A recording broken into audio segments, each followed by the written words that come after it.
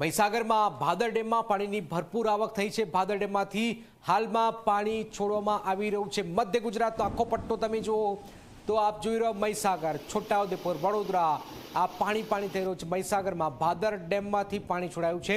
ખાનપુર તાલુકામાં આવેલો Bhadar dam overflow થઈ ગયો છે। ભાદર ડેમના ત્રણ ગેટ ખોલી 12,000 ક્યુસેક પાણી છોડાયું છે। ભાદર ડેમમાં હાલમાં 8,000 ક્યુસેક પાણીની આવક થઈ રહી છે।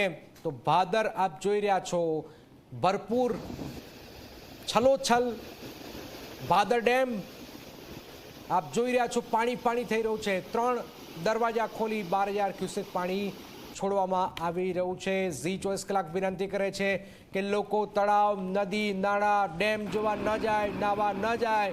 ભયાનક મંજર હાલમાં જોવામાં આવી રહ્યું છે।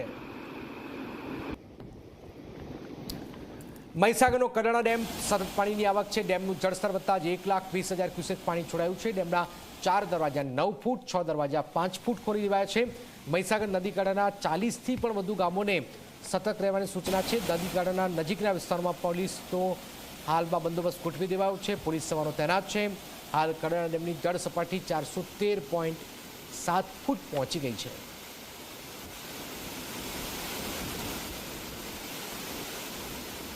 મધ્ય ગુજરાતમાં મહીસાગરમાં તમામ ડેમ જે છે છલોછલ। મહીસાગર નદી કાંઠાના 40થી વધુ ગામોને સતર્ક રહેવાની સૂચના હાલમાં આપી દેવામાં આવી છે।